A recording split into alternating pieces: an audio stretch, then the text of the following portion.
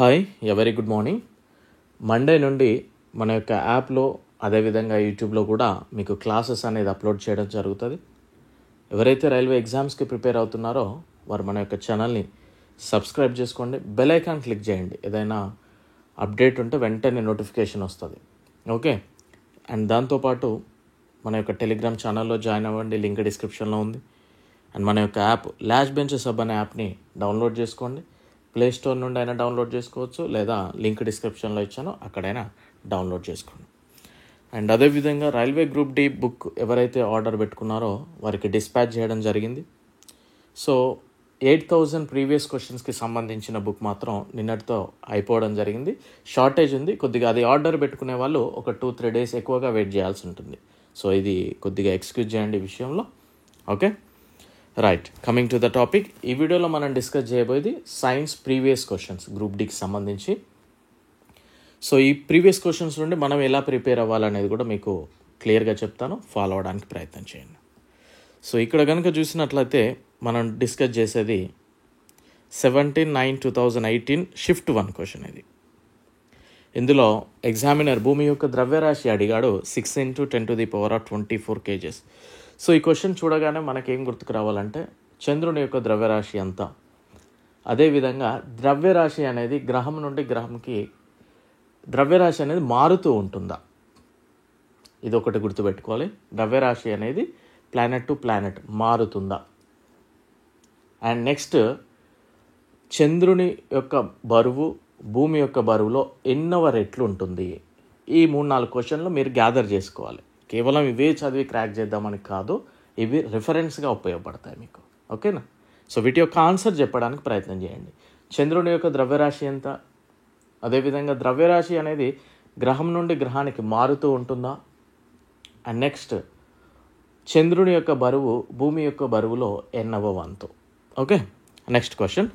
ఆధునిక ఆవర్తన పట్టికలో ఏ గ్రూపు మూలకాలకి బాహ్య కక్ష్య ఔటర్ షెల్ పూర్తిగా నిండి ఉంటుంది? 18th గ్రూప్లో అండి. 18th గ్రూప్లో ఇదైతే ఉంటుంది.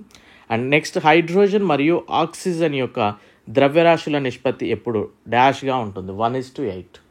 సో ఇక్కడ చూస్తే 18th గ్రూప్ అనగానే మనకి గుర్తుకు రావాల్సింది నోబెల్ గ్యాసెస్.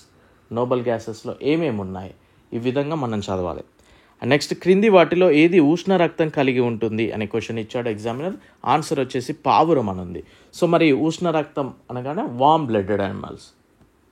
ఓకేనా? అంటే వామ్ బ్లడెడ్ యానిమల్స్ అంటే ఏదో బ్లడ్ వేడిగా ఉంటుందని కాదు, కోల్డ్ బ్లడెడ్ యానిమల్ అంటే బ్లడ్ కోల్డ్గా ఉంటుందని కాదు. ఓకేనా? సో వామ్ బ్లడెడ్ యానిమల్స్లో కనుక చూస్తే అంటే ఉష్ణ రక్తం యానిమల్స్కి ఎగ్జాంపుల్గా మనం క్షీరదాలు చెప్తాం అండ్ పక్షులు చెప్తాం.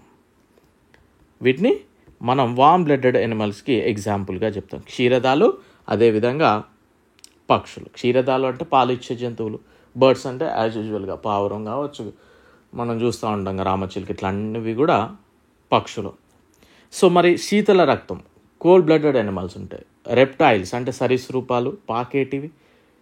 అండ్ ఉభయచరాలు అంటే వాటర్లో అండ్ ఎర్త్ మీద ఉండేటివి, ఎగ్జాంపుల్ కప్ప అని చెప్పొచ్చు. జలచరాలు ఆఫ్కోర్స్ ఫిష్. ఇవి అన్నీ కూడా మనకి శీతల రక్త జంతువులు. సో ఇది మనం చదవాలి, ఓన్లీ క్వశ్చన్ నుండి అవి నేర్చుకోవాలి. అండ్ ఒక అణువు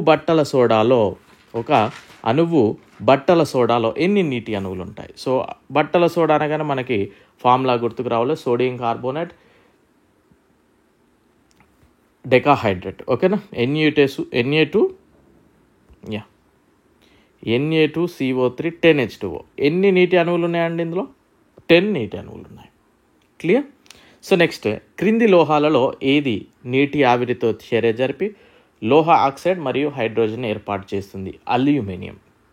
వాహకం యొక్క నిరోధకత రెసిస్టెన్స్ క్రింది వాటిలో ఏ కారకంపై ఆధారపడి ఉండదు అని అడిగాడు? పీడనం. సో మరి రెసిస్టెన్స్ అనేది దీనిపై ఆధారపడి ఉంటుంది అనేది మనం తెలుసుకోవాలి. ఓకే, నెక్స్ట్ ఒక వస్తువుపై గురుత్వాకర్షణ శక్తిని డాష్ అని కూడా అంటారు. ఏమంటాం? బరువు. వెయిట్ ఈక్వల్ టు ఏంటిదండి? Mass into gravity. అవునా? సో ఇప్పుడు మీరు ఎప్పుడైనా ఆలోచించారా, మనకి ద్రవ్యరాశికి యూనిట్ ఏంటి? కేజీ. వెయిట్కి ఏమొస్తుంది అనేది తెలియజేయండి. మనం ఎప్పుడైనా కిరాణా షాప్కి వెళ్ళినప్పుడు వాడిని వెయిట్ అనే అంటాం, ఇన్ని కేజీల బరువు అంటాం. బట్ మనం చెప్పేది కేజీలలో చెప్తాం. యాక్చువల్గా బరువుకి యూనిట్ అనేది కేజీ కాదు మళ్ళీ. ఓకే, సో ఈ కన్ఫ్యూజన్ మీకు ఎప్పుడైనా ఉంటే కమెంట్ చేయండి. నెక్స్ట్, క్రింది వాటిలో ఏ ప్రక్రియ ద్వారా ఆక్సిజన్ గాలిలో విడుదలవుతుంది? అఫ్కోర్స్ కిరణజన్య సంయోగక్రియ. కింది వాటిలో ఏ మాధ్యమంలో ధ్వని వేగంగా ప్రయాణిస్తుంది? ఘన పదార్థాలలో వేగంగా ప్రయాణిస్తుంది, దాని తర్వాత లిక్విడ్స్, ఆ తర్వాత గ్యాసెస్. ఎందుకంటే ఘన పదార్థాల్లో అణువులు చాలా దగ్గరికి కనబడుతూ ఉంటాయి. కొద్దిగా లిక్విడ్లో కనుక చూస్తే కొంచెం, ఇక గ్యాస్లో కనుక చూస్తే అక్కడొకటి. సో ఇది ఈ క్వశ్చన్ రాగానే మనకి వెంటనే ధ్వని అనే వర్డ్ రాగానే మన మైండ్లోకి కాంతి అనే వర్డ్ రావాలి. మరి కాంతి దేనిలో వేగంగా ప్రయాణిస్తుంది? శూన్యంలో వేగంగా ప్రయాణిస్తుంది. ఓకేనా? సో ఇది మనం క్యాచ్ చేసుకోగలగాలి. ధ్వని అనేది శూన్యంలో ప్రయాణించదు. ధ్వని ప్రయాణించడానికి మీడియం, మాధ్యమం అనేది అవసరం, ఏదో ఒకటి.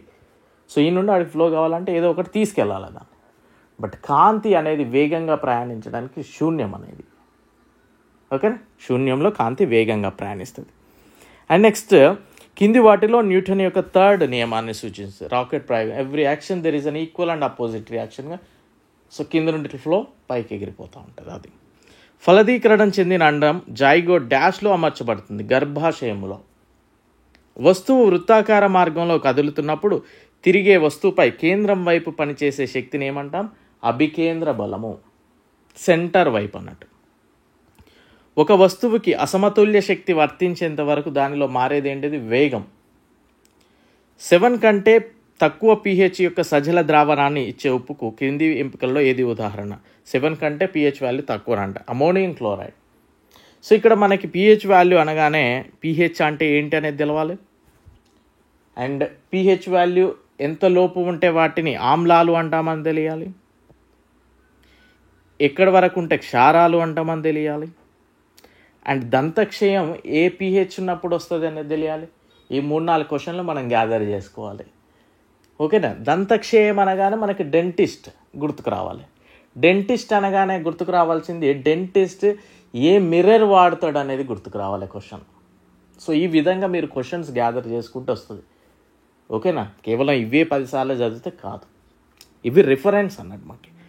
నెక్స్ట్, 18 వోల్ట్ సంభావ్య వ్యత్యాసంతో పొటెన్షియల్ డిఫరెన్స్తో 2 పాయింట్ల వద్ద 4 కూలుంబ్ ఛార్జ్ని తీసుకెళ్ళడానికి చేసిన పని ఎంత? పని V ఇంటూ Q అండి. ఇక్కడ ఛార్జ్ ఇంటూ పొటెన్షియల్ డిఫరెన్స్ కనుక ఇక్కడ చూస్తే మనకి ఏమవుతుంది?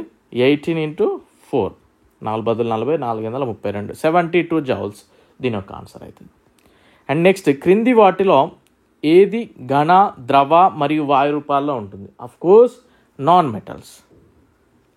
నాన్ మెటల్లో మనకి సాలిడ్స్ ఉంటాయి, లిక్విడ్స్ ఉంటాయి, గ్యాసెస్ ఉంటాయి. సాలిడ్ ఎగ్జాంపుల్ కార్బన్గా మనం చెప్పుకోవచ్చు, అయోడిన్ చెప్పుకోవచ్చు. లిక్విడ్ చూస్తే బ్రోమిన్, గ్యాస్ అయితే hydrogen, oxygen, so and so. So ఇవి మనం ఎగ్జాంపుల్గా చెప్పవచ్చు. అండ్ ఇక్కడ which non metal is in liquid at room temperature? ఏ అలోహము గది ఉష్ణోగ్రత వద్ద ద్రవ రూపంలో ఉంటుంది అనే క్వశ్చన్ అడుగుతాడు. Which non metal is in liquid at room temperature? Bromine అనేది కరెక్ట్ ఆన్సర్ అవుతుంది. అండ్ నెక్స్ట్, ఇక్కడ మనం కనుక చూస్తే బ్రోమిన్ అనేది ఘన పదార్థాల్లో లభ్యమవుతుంది, ద్రవ పదార్థాల్లో లభ్యమవుతుంది, వాయు రూపంలో కూడా కనిపిస్తుంది. ఓకేనా? సో ఇది మనం గుర్తుపెట్టుకోవాలి ఇక్కడ ఈ క్వశ్చన్. క్రింది వాటిలో ఏ మూలకం యొక్క రసాయన గుర్తు లాటిన్ నుండి తీసుకోబడింది? సో మనకి ఏ మూలకం యొక్క రసాయన గుర్తు? ఐరన్ కనుక చూస్తే మనం Fe, అదే హైడ్రోజన్ అనుకోండి ఫస్ట్ లెటర్ H అని రాస్తాం, ఆక్సిజన్ అనుకోండి O రాస్తాం, అవునా? సో ఇలా కొన్ని మాత్రమే ఈ విధంగా డిఫరెంట్. ఇప్పుడు ఐరన్ అన్నప్పుడు ఐ రాయొచ్చు జనరల్లీ, బట్ మనం ఐ రాయం కదా, Fe అని రాస్తాం. ఇది ఎక్కడి నుండి తీసుకోబడింది కనుక చూస్తే లాటిన్ వర్డ్ నుండి తీసుకోబడింది. ఎందుకంటే దీన్ని లాటిన్లో ఐరన్ని ఫెర్రమ్ అంటారు. లాటిన్లో ఐరన్ని ఫెర్రమ్ అని మనం పిలుస్తాం. ఓకే, సో ఈ విధంగా. అండ్ నెక్స్ట్ కనుక చూస్తే క్రింది వాటిలో ఏ జంతువులు అల్ట్రాసౌండ్ ఉత్పత్తి చేయగలవంటే ఒక రకమైన చేప అంట, పొరెస్పియస్. ఇది మీకు కనుక చూస్తే మీ యొక్క బుక్లో ఫస్ట్ పేజ్ అండి ఇది. ఓకేనా? మీ అందరికీ తెలుసు 2018లో మనం 69 షిఫ్ట్స్ మెన్షన్ చేసుకున్నాం. అండ్ అదేవిధంగా 2022లో 32 షిఫ్ట్స్ మెన్షన్ చేసాం. దాంతోపాటు 1000 ఇతర రైల్వే ఎగ్జామ్స్కి సంబంధించిన సైన్స్ క్వశ్చన్స్ కూడా మీకు ఈ బుక్లో ఇవ్వడం జరిగింది. నెక్స్ట్ కనుక చూస్తే మొక్కలలో సాగే గుణం డాష్ కణజాలం కారణంగా సాధ్యపడుతుంది. స్థూల కోణ కణజాలం. ధన విద్యుదాత్మకత మూలకాల యొక్క వ్యాలెన్స్ సాధారణంగా 1, 2, 3. ఒక మొక్క యొక్క భాగం నుండి కొత్త మొక్క పూర్తిగా ఏర్పడే పునరుత్పత్తి రకాన్ని ఏమంటారు? శాఖీయ పునరుత్పత్తి.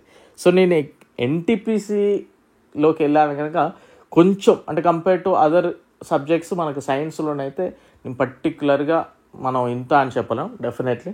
అందుకే కెమిస్ట్రీ కూడా నేను వేరే ఒక మంచి యూనివర్సిటీ గోల్డ్ మెడలిస్ట్ తోటి చెప్పియడం జరిగింది. ఓకేనా? సో అది గుర్తుంచుకోండి. రైట్, ఈ విధంగా క్వశ్చన్స్ అడుగుతాడు. అండ్ నెక్స్ట్ కనుక చూస్తే ఈ బుక్ ఏ విధంగా తీసుకోవాలనేది చూస్తే ఇదండి, ఫాలో అవ్వడానికి ట్రై చేయండి.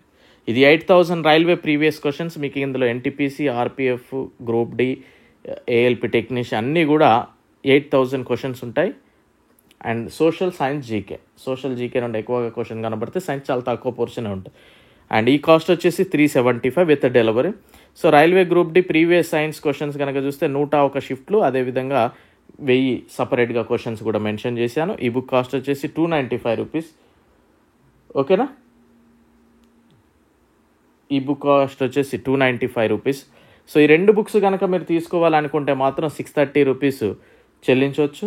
అండ్ వాట్సాప్లో ఈ నెంబర్ సేవ్ చేసుకోండి, ఫోన్పే చేయండి, స్క్రీన్ షాట్, పూర్తి చిరునామా, బుక్ పేరు వాట్సాప్లో మెసేజ్ చేయండి. 10 డేస్లో మీకు ఇండియన్ పోస్టల్లో రావడం జరుగుతుంది. ఒకవేళ హైదరాబాద్లో ఉండే వాళ్ళు ఉన్నట్లయితే తిరంగా బుక్ స్టోర్ కావచ్చు, వికాస్ బుక్ స్టోర్లో మీకు ఈ బుక్స్ అనేది అవైలబుల్గా ఉంటాయి. వాళ్ళు ఈ బుక్ 300కి ఇస్తారు, ఈ బుక్ 280కి ఇస్తారు. ఓకే, సో తీసుకోవడానికి ట్రై చేయండి. క్లియర్? సో మండే నుండి అయితే మనం రెగ్యులర్గా టచ్లో ఉందాం. Thank you, bye.